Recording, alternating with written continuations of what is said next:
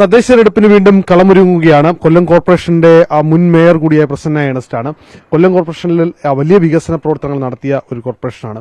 പ്രത്യേകിച്ച് മാലിന്യ സംസ്കരണം അടക്കം സംസ്ഥാനത്തിന് എടുത്തു പറയേണ്ട പ്രവർത്തനങ്ങളാണ്. എങ്ങനെയാണ് തെരഞ്ഞെടുപ്പിലേക്ക് കടക്കുമ്പോൾ നമ്മുടെ ഇടതുമുന്നണിയുടെ ഒരു കാഴ്ചപ്പാട് എങ്ങനെയാണ്? വളരെ ചാരിതാർത്ഥ്യത്തോടുകൂടി തന്നെയാണ് ഞങ്ങൾ ഒരു തെരഞ്ഞെടുപ്പിലേക്ക് വരുന്നത്. കൊല്ലം കോർപ്പറേഷനെ സംബന്ധിച്ച് വളരെ അഭിമാനത്തോടു കൂടിയാണ് ഞങ്ങൾ ഈ വർഷം തെരഞ്ഞെടുപ്പിനെ നേരിടാൻ പോകുന്നത്. ഏറ്റവും പരമപ്രധാനമായിട്ടുള്ളത് മാലിന്യ പ്രശ്നത്തിന് ഒരു ശാശ്വത പരിഹാരം കാണുന്നതിന് ആവശ്യമായ പദ്ധതികൾ ഈ കൌൺസിൽ കാലഘട്ടത്തിൽ ഞങ്ങൾക്ക് പൂർത്തീകരിക്കാൻ കഴിഞ്ഞു എന്നുള്ളതാണ്. ഏറ്റവും പ്രധാനമായി ചൂണ്ടിക്കാണിക്കാനുള്ളത് നമ്മുടെ കുരീപ്പുഴ 7 ദശാബ്ദക്കാലമായി കുരീപ്പുഴ ചണ്ടി ഡിപ്പോയിൽ കെട്ടിക്കിടന്ന 1,04,000 ക്യൂബിക് മീറ്റർ മാലിന്യം ബയോമൈനിങ്ങിലൂടെ നമുക്കത് നീക്കം ചെയ്യാൻ സാധിച്ചു. ആ ബയോമൈനിങ്ങിലൂടെ നീക്കം ചെയ്തതിനെ സംബന്ധിച്ച് നീതി ആയോഗ് പറഞ്ഞത് ഇന്ത്യയിൽ തന്നെ ബെസ്റ്റ് പ്രാക്ടീസ് എന്നാണ്. ആ രീതിയിലേക്ക് നമുക്ക് ആ മാലിന്യം നീക്കം ചെയ്തുകൊണ്ട് അതിനോടൊപ്പം തന്നെ ഞങ്ങൾ ചെയ്തതെന്ന് വെച്ചാൽ അവിടെ നമ്മൾ പുതിയൊരു സംരംഭത്തിലേക്ക് കടക്കുകയാണ്. ബഹുമാനപ്പെട്ട കേരള സർക്കാരും അതുപോലെ തന്നെ ധനകാര്യ വകുപ്പ് മന്ത്രിയെല്ലാം ചേർന്നുകൊണ്ട് ആ മാലിന്യം കിടന്ന സ്ഥലം ഞങ്ങൾ ആദ്യം പൂന്തോട്ടമാക്കി. ഇപ്പോൾ അത് IT പാർക്കാകാൻ പോകുന്നു. അതിനോടൊപ്പം തന്നെ നമുക്ക് മാലിന്യത്തിന് ശാശ്വത പരിഹാരം കാണണം. അത് കേരളത്തിലാകമാനം എടുത്ത വലിയ തീരുമാനമാണ്. അതിന്റെ ഭാഗമായിട്ട് ഞങ്ങൾ ചെയ്തതെന്ന് വെച്ചാൽ വീടുകളിൽ തന്നെ എവിടെയാണോ മാലിന്യം ഉത്പാദിപ്പിക്കപ്പെടുന്നത് അവിടെ തന്നെ അത് സംസ്കരിക്കപ്പെടണം. ഇവിടെ മാലിന്യ സംസ്കരണത്തിന് മുൻതൂക്കം കൊടുത്തുകൊണ്ട് കൊല്ലം കോർപ്പറേഷന് 25,000 കുടുംബങ്ങളിലേക്ക് ഞങ്ങൾ ബയോ കമ്പോസ്റ്റർ ബിന്ന് കൊടുത്തു. 4,000 വീടുകളിലേക്ക് ഗാർഹിക ബയോഗ്യാസ് പ്ലാന്റ് കൊടുത്തു. മുഴുവൻ ഓഡിറ്റോറിയങ്ങളും ഹോട്ടലുകളും എല്ലാം ആ മാലിന്യം സംസ്കരിക്കാൻ ആവശ്യമായിട്ടുള്ള ബയോഗ്യാസ് പ്ലാന്റ് സ്ഥാപിച്ചുകൊണ്ട് ബയോഗ്യാസ് പ്ലാന്റ് സ്ഥാപിക്കാൻ കഴിയുന്നില്ലെങ്കിൽ മാലിന്യം മറ്റു രീതിയിൽ സംസ്കരിക്കാൻ ആവശ്യമായ നടപടികൾ എടുത്തതിനു ശേഷമാണ് ലൈസൻസ് ഒതുക്കി കൊടുത്തത്. അതുപോലെ നമ്മൾ മാർക്കറ്റുകളിലെല്ലാം നമ്മൾ ബയോഗ്യാസ് പ്ലാന്റ് വെച്ചു. കുരീപ്പുഴ സംസ്ഥാനത്തിന് മുമ്പിൽ വലിയ മാതൃകയായി നിൽക്കുമ്പോൾ UDF കഴിഞ്ഞ ദിവസങ്ങളിൽ 2 ദിവസമായി പറയുന്നത് സീവേജ് പ്ലാന്റിന്റെ വിഷയത്തിൽ നമ്മുടെ കോർപ്പറേഷൻ വളരെ പിന്നോക്കം പോയി എന്നുള്ളതാണ്. അതിൽ കോർപ്പറേഷന്റെ ഭാഗത്ത് വലിയ അലംഭാവം ഉണ്ടായെന്ന ആരോപണമാണ് കഴിഞ്ഞ കുറ്റവിചാരണ സദസ്സിലടക്കം UDF മുന്നോട്ട് വെക്കുന്നത്. എന്തെങ്കിലും വാസ്തവമുണ്ടോ? ഇല്ല, ഒരു വാസ്തവ കാര്യത്തിലില്ല. ഞങ്ങൾ ജൈവമാലിന്യത്തിന്റെ കാര്യത്തിൽ പോലും 10-75 വർഷക്കാലം കൊണ്ട് നമ്മൾ അനുഭവിച്ച ദുരിതത്തിന് ശാശ്വത പരിഹാരം കാണുന്നത് ഞാൻ പറഞ്ഞു നിർത്തിയില്ല. അപ്പോൾ നമ്മൾ പരമാവധി ഈ മാലിന്യം കുറയ്ക്കുന്നതിന് വീടുകളിൽ തന്നെ ഇതിന്റെ മാലിന്യം സംസ്കരിക്കുന്ന നടപടി സ്വീകരിച്ചുകൊണ്ട് ഇപ്പം ഞങ്ങൾ ശേഷിക്കുന്ന 7.5 ഏക്കർ സ്ഥലത്ത് നമ്മൾ ഭാരത് പെട്രോളിയം ലിമിറ്റഡ് കോർപ്പറേഷനുമായി ചേർന്നുകൊണ്ട് CNG പ്ലാന്റ് വരുവാണ്.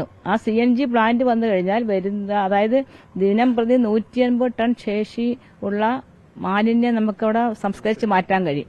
അതിനോടൊപ്പം തന്നെ നമ്മൾ ജൈവ മാലിന്യത്തിന്റെ കൂട്ടത്തിൽ അജൈവ മാലിന്യം ഏതാണ്ട് 300-ലധികം ഹരിതകർമ്മസേന അംഗങ്ങളെ വെച്ചുകൊണ്ട് എല്ലാ വീടുകളിൽ നിന്നും പ്ലാസ്റ്റിക്കും ഏതാണ്ട് 250 ടൺ പ്ലാസ്റ്റിക് ഇവിടുന്ന് കയറ്റി അയച്ചു കഴിഞ്ഞു. സൃഷ്ടിക്കുകയാണോ UDFന്റെ എല്ലാം പുകം? അത് രണ്ടാമത് പറയാം. UDFന്റെ പ്രചരണത്തെക്കുറിച്ച് ഞാൻ ഈ സമയത്ത് പറയേണ്ട കാര്യമില്ല. എനിക്ക് പറയാനുള്ളത് കൊല്ലം പൗരാവലിയുടെ മുമ്പിൽ കേരള ജനതയുടെ മുമ്പിൽ പറയാനുള്ളത് ഞങ്ങൾ നടത്തിയിട്ടുള്ള വികസന പ്രവർത്തനങ്ങളാണ്. ആ വികസന പ്രവർത്തനങ്ങൾ തടയിടാൻ ശ്രമിക്കുന്നതിന് മറുപടി പറയാൻ ഈ സമയം ഞാൻ ഉപയോഗിക്കുന്നില്ല. അത് ഞാൻ പറയാം. പക്ഷേ ദ്രവമാലിന്യവുമായി ബന്ധപ്പെട്ടുള്ള വിഷയം ഞങ്ങൾ ഈ മാലിന്യ പ്രശ്നത്തിൽ പരിഹാരം കാണുവാൻ വേണ്ടി ഇപ്പൊ പ്ലാൻ അടക്കം വരുന്നു. വീടുകളിലേക്ക് ഇത്തരത്തിലുള്ള സംവിധാനം ഒരുക്കി. അതുപോലെ തന്നെ ഏറ്റവും പരമപ്രധാനമാണ് നമ്മുടെ അഷ്ടമുടിക്കായൽ. അത് പറയാതെ ശുചിത്വം പറയുമ്പോൾ അത് പറയാതെ പോകാൻ പറ്റത്തില്ല. അഷ്ടമുടിക്കായലുമായി ബന്ധപ്പെട്ടുകൊണ്ട് ജീവനാണ് അഷ്ടമുടി, ജീവിക്കണം അഷ്ടമുടി എന്നൊരു പ്രോജക്റ്റ് വെച്ചുകൊണ്ട് ജനങ്ങളെ സൃഷ്ടിച്ചുകൊണ്ട് ഞങ്ങൾ ഈ അഷ്ടമുടിയിൽ ഞങ്ങൾ ഏതാണ്ട് 250 ടൺ മാലിന്യം അവിടുന്ന് പാരി മാറ്റി.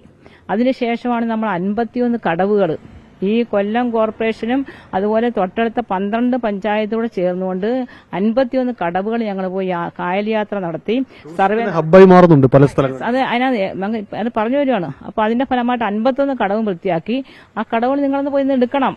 ഇത് പോയി ആ ചിത്രം എടുത്ത് നിങ്ങൾ ജനങ്ങളെ കാണിക്കണം. ചുമ്മാതെ പറയല്ല, UDFനെയും കാണിക്കണം. അതിനകത്ത് നമ്മൾ ചെയ്തതെന്ന് വെച്ചാൽ എല്ലാ കടവുകളിലും സോളാർ ലൈറ്റ് സ്ഥാപിച്ചു. അവിടെ നിരീക്ഷണ ക്യാമറ വെച്ചു, ഇരിപ്പിടങ്ങൾ വെച്ചു. ഇപ്പൊ സായം സന്ധ്യകളിൽ പ്രായമുള്ളവരും ചെറുപ്പക്കാരും എല്ലാം വന്നിരിക്കുന്ന കേന്ദ്രമാക്കി മാറ്റി. അത് തന്നെ ഒരു വലിയ. അതുപോലെ തന്നെ നമ്മുടെ അഷ്ടമുടിയുടെ തീരത്തുണ്ടായിരുന്ന വീടുകൾ അവരുടെ കക്കൂസ് ദ്രവമാലിന്യം പറഞ്ഞുകൊണ്ട് പറയാം, അവരുടെ കക്കൂസ് മാലിന്യം നേരെ നമ്മൾ ഇതിനോട്ട് ഒഴുകിക്കൊണ്ടിരിക്കുകയായിരുന്നു അഷ്ടമുടിയിലേക്കും. ഞങ്ങൾ അങ്ങനെയുള്ള അഷ്ടമുടിയുടെ തീരത്തുള്ള വീടുകൾ 100 വീടുകളിലേക്ക് ബയോ ഡൈജസ്റ്റർ, ഒരു ഡൈജസ്റ്റർ യൂണിറ്റിന് 50,000 രൂപയാണ്. 100 വീടുകളിലേക്കുള്ള 100 ബയോ ഡൈജസ്റ്റർ നമ്മൾ വാങ്ങി അവിടെ സ്ഥാപിച്ചു കൊടുത്തു. പിന്നെ നമ്മൾ ദ്രവമാലിന്യം എന്ന് പറയുന്നത് ഇപ്പോൾ ഒരു നഗരത്തെ സംബന്ധിച്ച് പറയുമ്പോൾ അത് വളരെ ബുദ്ധിമുട്ടുണ്ടാക്കുന്നുണ്ട്. 1/2 സെന്റ് 1 സെന്റ് ഭൂമിയാണ് നമുക്കിവിടെ ബാക്ടീരിയ. നമ്മുടെ കയ്യിൽ കൃത്യമായ പ്ലാൻ ഉണ്ട്. കാരണം അടുത്ത വർഷങ്ങളിൽ ഇത് എങ്ങനെ പോകാൻ കഴിയും, ഇതിനെ എങ്ങനെ സംസ്കരിക്കാൻ കഴിയുമെന്ന് കൃത്യമായ പ്ലാൻ നഗരസഭയ്ക്ക് മുമ്പിൽ എക്കാലം ഉണ്ടായിരുന്നു. അതിന്റെ ഭാഗമായിട്ടാണ് നേരത്തെ ഇരുന്നവർ ഇങ്ങനെ ഒരു പൈപ്പിന്റെ ലൈനെല്ലാം സ്ഥാപിച്ചു, സീവേജ് ലൈൻ സ്ഥാപിച്ചുവെങ്കിലും ഞങ്ങളെ സംബന്ധിച്ച് ഈ കൌൺസിലും കഴിഞ്ഞ കൌൺസിലും അതിന്റെ പഠനങ്ങൾ നടത്തിക്കൊണ്ടാണ് ഞങ്ങളത് സീവേജ് ലൈൻ ഇടുന്ന സംവിധാനം ഒരുക്കി. അങ്ങനെ സീവേജ് ലൈൻ ഇട്ട് വരുമ്പോഴാണ് വലിയ പ്രൊട്ടസ്റ്റ് വരുന്നു, എല്ലാവരും പ്രശ്നമാകുന്നു, ടാങ്ക് വെക്കാൻ സമ്മതിക്കുന്നില്ല. എല്ലാവർക്കും ഇതെല്ലാം പ്ലാന്റ് വേണം, പക്ഷെ ആരുടെയും പരിസരത്തൊന്നും വേണ്ട.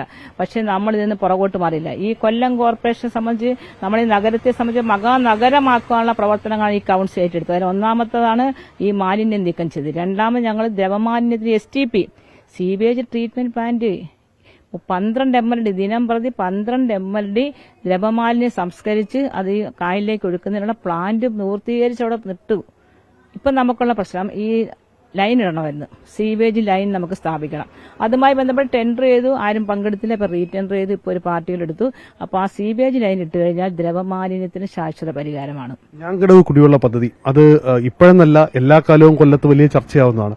നമുക്ക് ഈ ഘട്ടത്തിൽ എനിക്ക് തോന്നുന്നു കഴിഞ്ഞ 2 മാസമായി വളരെ അതിനൊരു വേഗത കൂടിയിട്ടുണ്ട്. ഉടൻ തന്നെ അതിന്റെ ഒരു കമ്മീഷനിങ് അടക്കം നടത്തി പൂർത്തീകരിക്കാൻ കഴിയുമെന്ന് തോന്നുന്നു. എന്താണ് അതിന്റെ ഒരു നിലവിലെ സ്ഥിതി? ഞങ്ങളെ സംബന്ധിച്ചൊരു സ്വപ്ന പദ്ധതിയാണ് ഞാൻകടവ് കുടിവെള്ള പദ്ധതിയെ സംബന്ധിച്ച് പറയുമ്പം ഇന്ത്യയിൽ ഒരു തദ്ദേശ സ്വയംഭരണ സ്ഥാപനങ്ങളും ഇത്രയും വലിയ ഒരു പ്രോജക്റ്റ് ഏറ്റെടുത്തിട്ടില്ല. 566 കോടി രൂപയുടെ പദ്ധതിയാണ്.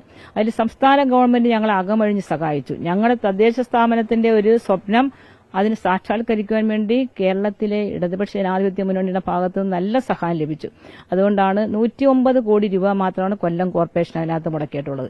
ബാക്കി പൈസ എന്ന് പറയുന്നത് മൊത്തം 566 കോടിയിൽ ബാക്കി പൈസ മൊത്തം ഗവൺമെന്റിന്റെ ക്രെഡിറ്റ് തട്ടിയെടുക്കാൻ പലരും ശ്രമിക്കുന്നുണ്ട്. ആർക്കും അതിന്റെ ക്രെഡിറ്റ് തട്ടിയെടുക്കാൻ പറ്റില്ല. അതിന്റെ ക്രെഡിറ്റ് കൊല്ലം കോർപ്പറേഷനും ഇടതുപക്ഷ ജനാധിപത്യ മുന്നണിക്കുമാണ്. ഇത് 2013 നമ്മൾ ഇതിന്റെ ഒരു പ്ലാനിങ്ങിന് നമ്മളൊരു ദീർഘവീക്ഷണത്തോടുകൂടി വരുന്ന 50-100 വർഷക്കാലം കോർപ്പറേഷൻ മേഖലയിൽ കുടിവെള്ള ക്ഷാമത്തിന് ശാശ്വത പരിഹാരം കാണണമെന്നുള്ള ഒരു പ്രോജക്റ്റ്, ഒരു സ്വപ്നം തന്നെയാണ്. ആ സ്വപ്നവുമായിട്ട് നമ്മൾ അന്ന് UDF ഗവൺമെന്റാണ്, അന്ന് പൈസ ഇല്ലാന്ന് പറഞ്ഞ പ്രോജക്റ്റ് എടുത്ത് മാറ്റി. 2016 വീണ്ടും ഈ പ്രോജക്റ്റ് നമ്മൾ സംസ്ഥാന ഗവൺമെന്റിന് സമർപ്പിച്ചുകൊണ്ട്, 1ാം പിണറായി സർക്കാരിന്റെ മുമ്പിൽ സമർപ്പിച്ചുകൊണ്ട് അതിന് കിഫ്ബി അടക്കമുള്ള പൈസ തന്നുകൊണ്ട് 28 കിലോമീറ്റർ ലൈൻ ഇടണമായിരുന്നു, പൈപ്പ് ലൈൻ ഇടണം. 27 കിലോമീറ്റർ പൈപ്പ് ലൈൻ ഇട്ട്. ഇന്ന് കൊല്ലം കോർപ്പറേഷന്റെ ഈ സ്വപ്ന പദ്ധതിക്ക് തടസ്സം നിന്നത് ഇവിടുത്തെ BJPയും കേന്ദ്ര ഗവൺമെന്റുമാണ്. 22 ഞങ്ങൾക്കിത് കമ്മീഷൻ ചെയ്യാമായിരുന്നു. പക്ഷേ ആ കമ്മീഷൻ ചെയ്യാതിരിക്കുന്ന ബോധപൂർവമായി NHന്റെ 1 കിലോമീറ്റർ കുഴിക്കുന്നതിനുള്ള തടസ്സമുണ്ടായി. അതിനുശേഷം ഞങ്ങൾ കേന്ദ്രമന്ത്രിയെ കണ്ടു. ഞാനും ഡെപ്യൂട്ടി അടക്കം കേന്ദ്രമന്ത്രിമാരൊക്കെ നിതിൻ ഗഡ്കരി സാറിനെ അടക്കം പോയി കണ്ടു. പല പ്രശ്നങ്ങളും ഉണ്ടാക്കി. പക്ഷെ അന്നേരം ഒന്നും അവർ അനുവദിച്ചില്ല. അവസാനം നമ്മൾ ബഹുമാനപ്പെട്ട മുഖ്യമന്ത്രിയെയും ധനകാര്യ വകുപ്പ് മന്ത്രിയെയും കണ്ടുകൊണ്ട് പറഞ്ഞു, ഞങ്ങളുടെ സ്വപ്ന പദ്ധതിയാണ്, ഈ കൌൺസിലിന്റെ കാലയളവിൽ നമുക്കിത് കമ്മീഷൻ ചെയ്യണം. ഇപ്പം നമുക്ക് 1 കിലോമീറ്റർ NHന്റെ അനുമതി കിട്ടാത്തതുകൊണ്ട് PWDയുടെ റോഡ് തന്നെ കട്ട് ചെയ്ത് 20 കോടി രൂപ അധികം ഇട്ടുകൊണ്ട് പൈപ്പ് ലൈൻ ഇട്ട് പൂർത്തീകരിച്ചു. ഇനി ഇവിടെ ഇപ്പോൾ അവിടെ പമ്പ് സെറ്റ് വയ്ക്കുന്ന ജോലി നടക്കുകയാണ്. ഡിസംബർ അവസാനത്തോടുകൂടി അത് കമ്മീഷൻ ചെയ്യാൻ സാധിക്കും. പക്ഷേ അന്ന് ഇതുമായി ബന്ധപ്പെട്ട് വസൂരിച്ചിറയിൽ വന്ന് ഈ പ്ലാന്റ് കണ്ടുകൊണ്ട് തദ്ദേശ വകുപ്പ് മന്ത്രി പറഞ്ഞത് ഇന്ത്യക്ക് മാതൃകയാകുന്ന ഒരു പ്രവർത്തനമാണ്. ഒരു തദ്ദേശ സ്വയംഭരണ സ്ഥാപനങ്ങളും ഇങ്ങനെ 110 MLD വെള്ളം അങ്ങ് പുനലൂർ ഞാങ്കടവെന്ന് കൊണ്ടുവന്ന് 24 മണിക്കൂറും വീടുകളിൽ എത്തിക്കുവാണ്. അപ്പോൾ ആ വീടുകളിൽ എത്തിക്കുന്നതിന് വേണ്ടി ഇപ്പോൾ 25,000 കണക്ഷൻ ഞങ്ങൾ കൊടുത്തു കഴിഞ്ഞു. പബ്ലിക് ടാപ്പുകളെല്ലാം മാറ്റി അതിന് സ്ലാബ് അടിസ്ഥാനത്തിൽ VPN സൗജന്യമായി കൊടുക്കുകയാണ്. അപ്പോൾ കുടിവെള്ളത്തിന്റെ പ്രശ്നത്തിന് പരിഹാരം കാണുന്നു, മാലിന്യത്തിന്റെ പ്രശ്നത്തിന് പരിഹാരം കാണുന്നു, ഭാവിയിലുള്ള സീവേജ് ട്രീറ്റ്മെന്റ് പ്ലാന്റുമായി ബന്ധപ്പെട്ടുള്ള പ്രവർത്തനങ്ങൾ, പിന്നെ നമ്മളെടുത്തിട്ടുള്ള ഈ പ്രവർത്തനങ്ങൾ ഓരോന്ന് പരിശോധിക്കുക. ഇന്ന് നമുക്ക് ടൂറിസത്തിന് അനന്തമായ സാധ്യതയാണ്. ആ ടൂറിസവുമായി ബന്ധപ്പെട്ടുകൊണ്ട് കായൽ ഞങ്ങൾ വൃത്തിയാക്കിയതിനു ശേഷമാണ് ഇവിടെ കൊല്ലത്തും വാട്ടർ മെട്രോ വരും. അതിന്റെ പ്രവർത്തനങ്ങളുമായി മുന്നോട്ട് പോകും. ഇപ്പം നമ്മുടെ കേരളത്തിൽ എടുത്തു പറയേണ്ട ഒരു കാര്യം ശുചിത്വ പരിപാടിയൊക്കെ നമ്മൾ നടത്തുകയും അതിന്റെ സർവേ നടത്തുകയും ചെയ്തു. അവിടുന്ന് പരിശോധനയ്ക്ക് ആൾ വന്നു. ഇതുമായി ബന്ധപ്പെട്ട പല സ്റ്റെപ്പുകളും മുന്നോട്ട് പോയിട്ടുണ്ട്. എല്ലാ സ്റ്റെപ്പുകളും എടുത്ത് നമ്മളെ സംബന്ധിച്ച് അതിന്റെ നാറ്റ്പാക്കുമായി ചേർന്നും കൊച്ചിൻ മെട്രോയുടെ ചീഫ് എഞ്ചിനീയർമാർ ചേർന്ന് ഞങ്ങൾ ഇതിന്റെ ചർച്ച നടത്തി. നമ്മൾ അതിനുശേഷം ഒരു സർവേ എടുക്കണമെന്ന് പറഞ്ഞു. അപ്പം നമ്മൾ ഒരു കോർപ്പറേഷൻ ചെയ്യാത്തൊരു വലിയ പ്രോജക്റ്റ് ഞങ്ങൾ ചെയ്തു. സ്കിൽ ടെക് ദീപങ്ങളെന്ന് പറഞ്ഞ് ചെറുപ്പക്കാർക്ക് പഠിച്ചു നിൽക്കുന്ന കുട്ടികൾക്ക് എക്സ്പീരിയൻസ്, അവർക്ക് പെയ്ഡ് ഇന്റേൺഷിപ്പ് കൊടുത്തു. ആ കുട്ടികളെ ഉപയോഗിച്ചുകൊണ്ടാണ് ഞങ്ങൾ ഈ കായലിന്റെ ഒരു സർവേ എടുത്തു കൊടുത്തു. അപ്പോൾ വാട്ടർ മെട്രോയ്ക്ക് ഏറ്റവും കൊച്ചിയേക്കായും അനുയോജ്യമായ സ്ഥലമാണെന്നാണ് കൊച്ചിൻ വാട്ടർ മെട്രോയുടെ ഉദ്യോഗസ്ഥരും നാറ്റ്പാക്ക് പറഞ്ഞത്. അപ്പോൾ അതിന്റെ അടിസ്ഥാനത്തിൽ നമ്മൾ അതിനുവേണ്ടി കേന്ദ്രമന്ത്രിമാരെ കണ്ടു, അതിന്റെ നിവേദനം കൊടുത്തു. ഗജേന്ദ്ര സിംഗ് ഷെഖാവത്തിനടക്കം ഞങ്ങൾ പോയി കണ്ടു. ടൂറിസത്തിന്റെ അന്നത്തെ മന്ത്രിയെ കണ്ടു. ഞാനും ഡെപ്യൂട്ടി മേയറും ഒരുമിച്ചാണ് പോയി കണ്ടത്. ഇപ്പം നമുക്കറിയാൻ കഴിഞ്ഞത് ഏതാണ്ട് ഇന്ത്യയിലെ 15 പോയിന്റ് അവർ രേഖപ്പെടുത്തിയതിൽ 6ാമത്തത് കൊല്ലമാണെന്നുള്ള സന്തോഷ വാർത്തയുണ്ട്.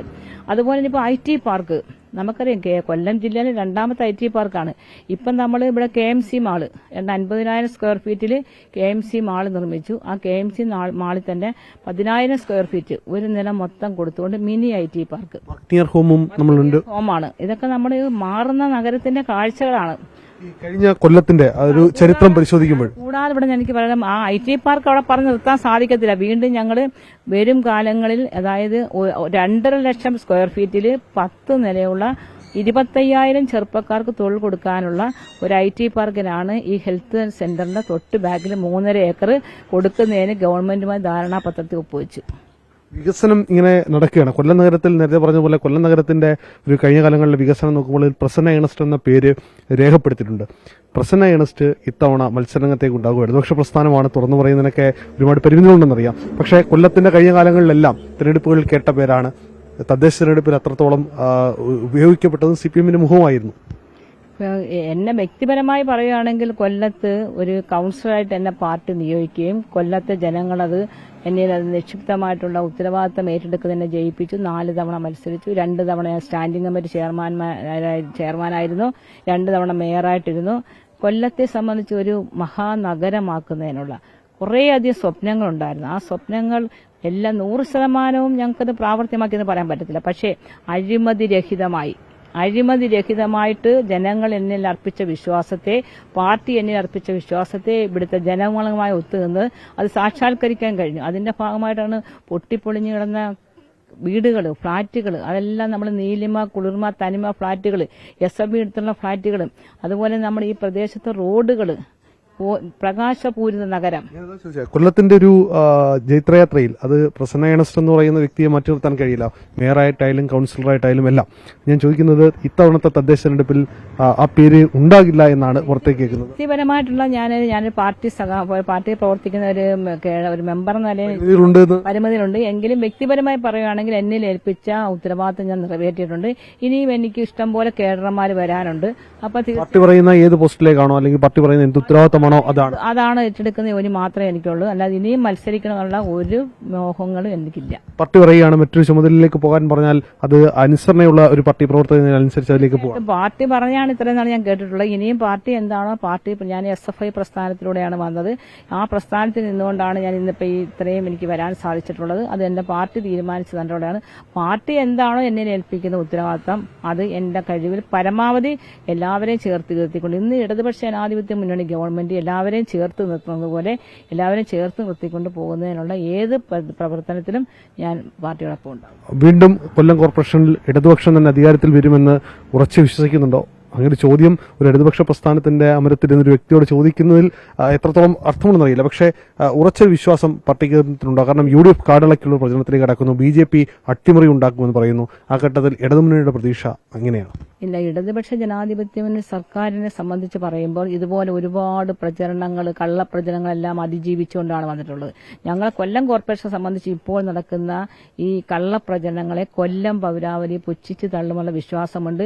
ഓരോ പ്രദേശത്തും 55 കൌൺസിലർമാര് അവരവരുടെ വാർഡിൽ വികസന പെരുമഴ നടന്നു എന്നാണ് പറഞ്ഞിട്ടുള്ളത്. നമ്മൾ സംസാരിക്കുമ്പോഴും ഈ വികസനത്തിന്റെ ചാർട്ട് എല്ലാ വീടുകളിലും എത്തിച്ചിട്ടാണ് നിങ്ങൾ നിൽക്കുന്നത്. ഇപ്പോഴും ഞങ്ങൾ എല്ലാ വീടുകളിലും, ഞങ്ങളെ എല്ലാ ഡിവിഷനുകളിലും 55 ഡിവിഷൻ ഞങ്ങളവിടെ രാഷ്ട്രീയം നോക്കിയില്ല. ജനങ്ങൾക്ക് എന്താണ് ആവശ്യമെന്ന് മനസ്സിലാക്കിക്കൊണ്ട് ചെയ്തു കൊടുത്തിട്ടുണ്ട്. അപ്പോൾ ആ ജനങ്ങള് ഞങ്ങളോടൊപ്പം ഉണ്ടാകുന്നുള്ള പൂർണ്ണ വിശ്വാസമുണ്ട്. ഈ കഴിഞ്ഞ തെരഞ്ഞെടുപ്പുകളിലെല്ലാം നല്ല ഭൂരിപക്ഷത്തിലാണ് ഞങ്ങളിവിടെ വിജയിപ്പിച്ചത്. ഇവിടെ അഴിമതിയാണ് എന്ന് പറയുന്ന ആക്ഷേപിക്കുന്ന ഒരു MP ഉണ്ട്. ആ MP ഇവിടെ എന്ത് പ്രവർത്തനമാണ് ചെയ്തതെന്നുള്ള ഏതെങ്കിലും ഒന്ന് ചൂണ്ടിക്കാണിക്കുന്നതിന് ഞങ്ങൾ ആ MP ഞങ്ങൾ ഈ അവസരത്തിൽ ഇത്തരത്തിലുള്ള ചാനലുകളിലേക്ക് ഞങ്ങൾ ക്ഷണിക്കുകയാണ്. അതിനോടൊപ്പം തന്നെ ഈ പ്രവർത്തനങ്ങൾ അഴിമതി എന്ന് പറയുന്നത്, ഞാനിപ്പോൾ 8 വർഷത്തിലധികം മേയറായിട്ടിരുന്നു. 2 ടേമിലായിട്ട് 8 വർഷക്കാലത്തിലധികം മേയറായിട്ടിരുന്നു. ഏതെങ്കിലും ഒരു പരാതി കോർപ്പറേഷനിലോ അല്ലെങ്കിൽ ഇന്ന കാര്യത്തിൽ അഴിമതി ഉണ്ടെന്ന് പറഞ്ഞ് എവിടെങ്കിലും കൊടുത്തിട്ടില്ല. ഇപ്പൊ വന്നുകൊണ്ട് ഇങ്ങനെ അഴിമതിയാണെന്ന് പറഞ്ഞ് എവിടെങ്കിലും ഒരു അഴിമതി ഉണ്ടെങ്കിൽ അത് രേഖാമൂലം എഴുതി കൊടുത്ത് എവിടാണ് അഴിമതിയെന്ന് കണ്ടുപിടിച്ചിട്ട് വേണം. ഇങ്ങനെ പുകമഴ സൃഷ്ടിക്കാൻ പാടില്ല. ജനങ്ങളത് തിരിച്ചറിയും.